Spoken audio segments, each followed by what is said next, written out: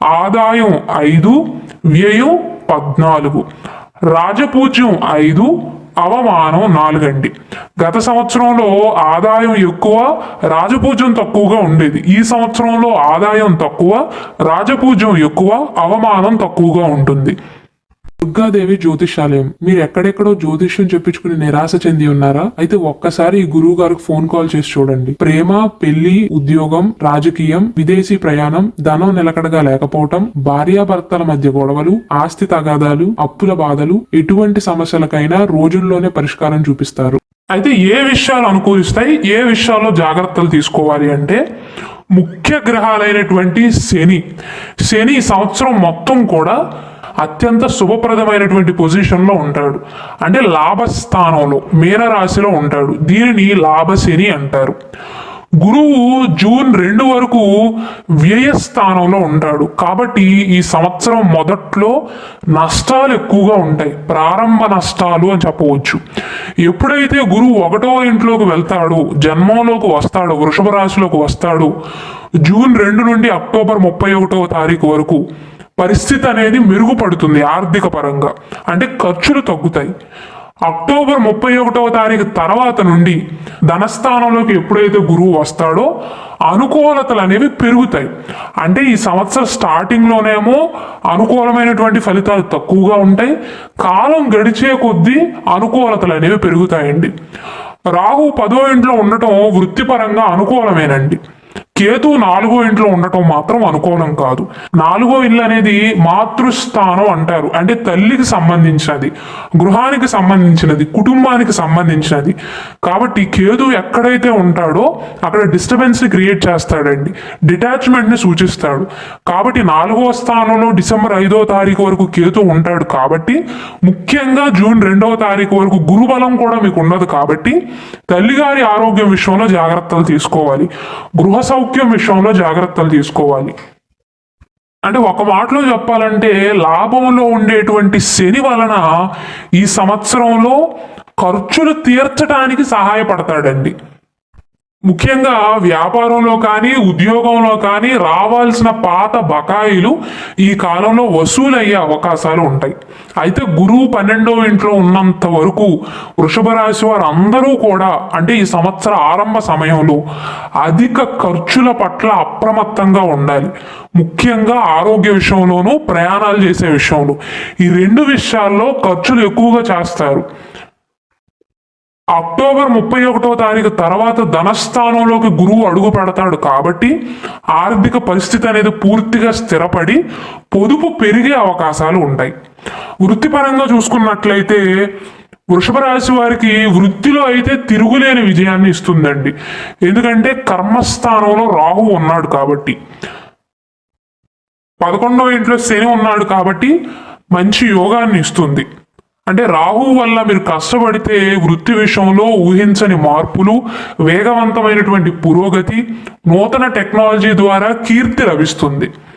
శని వలన శ్రమకు తగినటువంటి గుర్తింపు లభించి ఆర్థిక లాభాలు అనేవి పెరుగుతాయండి.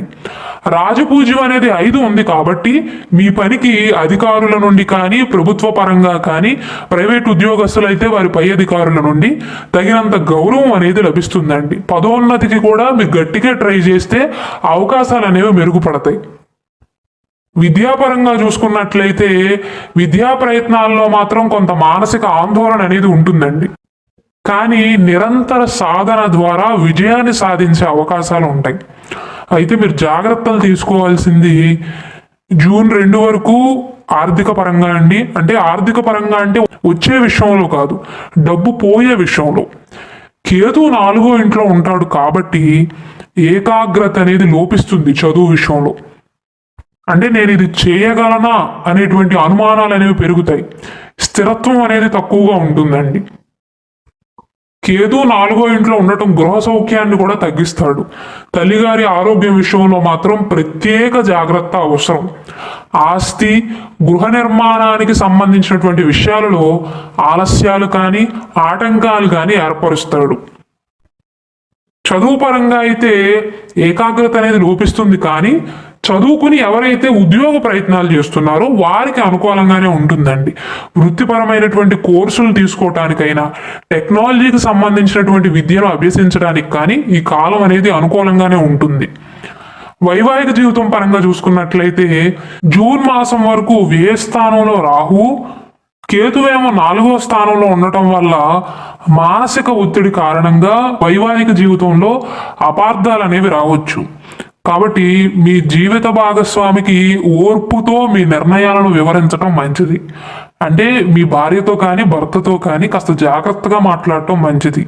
ఎప్పటి వరకు అంటే జూన్ మాసం వరకు అండి. ఎందుకంటే అప్పటి వరకు గురుబలం కూడా మీకు లేదు.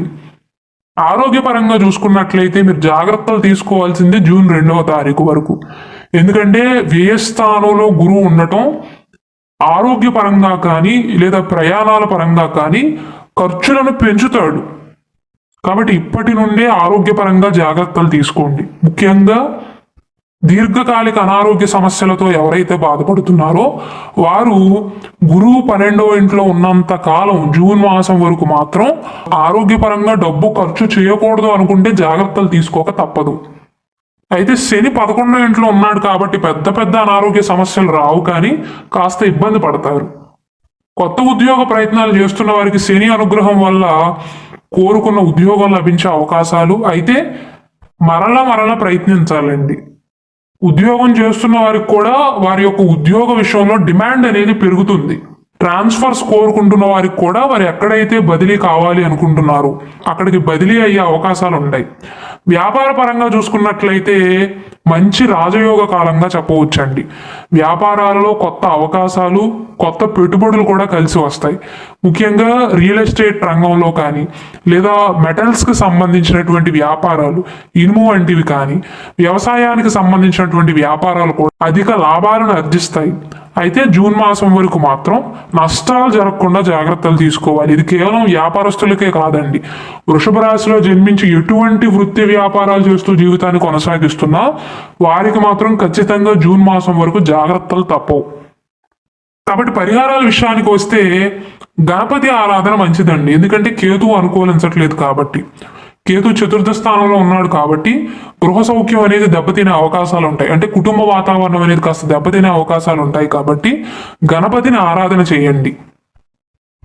ఒకవేళ మీరు జన్మించిన date of birth, time of birth మీకు కరెక్ట్గా తెలుసు అనుకోండి, కేవలం రాశి నక్షత్రం మాత్రమే కాదు, లగ్న కుండలి ప్రకారం యోగకారకుడు ఎవరో దానికి సంబంధించినటువంటి ఒరిజినల్ జాతకరత్నాన్ని ధరించినట్లయితే కేవలం ఇప్పుడే కాదు జీవితాంతం ధరించవచ్చు. గ్రహబలం అనేది తోడయి జీవితంలో సక్సెస్ని సాధించగలుగుతారు. అలాగే చాలామంది పోటీ పరీక్షల గురించి అడుగుతున్నారండి. కేతు 4వ స్థానంలో ఉండటం వల్ల ఖచ్చితంగా ఎవరైతే పోటీ పరీక్షలు రాయాలి అనుకుంటున్నారో, అంటే సాఫ్ట్వేర్ ఎంట్రన్స్ ఎగ్జామ్స్ కానీ, చదువుకుంటున్న పిల్లలు వారి ఎగ్జామ్స్లో కానీ, లేదా విదేశాలకు వెళ్ళటానికి కావాల్సినటువంటి ఎగ్జామ్స్లో కానీ రాయటానికి మానసిక ఒత్తిడి అనేది అధికంగా ఉంటుంది కేతువు యొక్క ప్రభావం వల్ల. అయినప్పటికీ జూన్ 2 తర్వాత గురువు, శనిగ్రహాల యొక్క బలంతో పోటీ పరీక్షల్లో పాల్గొనేవారు ఉత్తమమైనటువంటి ఫలితాలను సాధిస్తారు. మానసిక ఒత్తిడి అయితే ఖచ్చితంగా ఉంటుందండి. అంటే విద్యార్థులలో అనుమానాలు అనేవి పెరుగుతాయండి. నేను చేయగలనా, నాకు ర్యాంక్ వస్తుందా, నాకు సీట్ వస్తుందా, ఇలా నెగిటివ్గా ఆలోచిస్తారు. శని బలం మీకు తోడుగా ఉంది కాబట్టి, అంటే 11వ స్థానంలో శని ఉన్నాడు, శుభ శని ఉన్నాడు కాబట్టి ఇవేవి కూడా మీరు పట్టించుకోవద్దు. మీరు కష్టపడితే ఎన్ని గ్రహాలు ప్రతికూలించినప్పటికీ కూడా శని మీకు అనుకూలిస్తాడు. కష్టపడితేనే ప్రతిఫలాన్ని అందించే గ్రహం శని అండి. శని అనుకూలంగా ఉన్నాడు కాబట్టి కష్టంపైనే దృష్టి పెట్టండి. అయితే ఓవరాల్గా వృషభ రాశి వారికి పాజిటివ్స్ ఏంటంటే రాహు 10వ ఇంట్లో ఉన్నాడు కాబట్టి వృత్తిపరంగా అనుకూలంగా ఉంటుంది. అక్టోబర్ 31వ తారీఖు తర్వాత గురువు ధనస్థానంలోకి వస్తాడు కాబట్టి ఆర్థిక పరంగా అప్పటి నుండి అనుకూలంగా ఉంటుంది. అలాగే విద్యార్థులకి కూడా అప్పటి నుండి అనుకూలంగా ఉంటుంది. నెగిటివ్ పాయింట్స్ ఏంటంటే కేతువు 4వ ఇంట్లో డిసెంబర్ 5వ తారీఖు వరకు ఉంటాడు కాబట్టి కుటుంబ వాతావరణం అనేది కాస్త దెబ్బతినే అవకాశాలు ఉంటాయి. అంటే ఇంతకు ముందంత హెల్దీ ఎన్విరాన్మెంట్ ఉండకపోవచ్చు. చిన్న చిన్న అపార్థాలు కానీ, తల్లిగారికి ఆరోగ్య సమస్యలు రావటం కానీ, దాని వలన మీకు ఆందోళన అనేవి పెరగటం కానీ జరుగుతుంది. జూన్ 2 వరకు గురువు ఏ స్థానంలో ఉంటాడు కాబట్టి ఆర్థిక పరంగా ఖర్చులు అనేవి మీరు ఊహించిన దానికంటే కూడా ఎక్కువ ఉంటాయి. కాబట్టి ఆరోగ్యపరంగా కానీ ప్రయాణాల విషయంలో కానీ ఖర్చులు తగ్గించుకునే ప్రయత్నం చేయండి.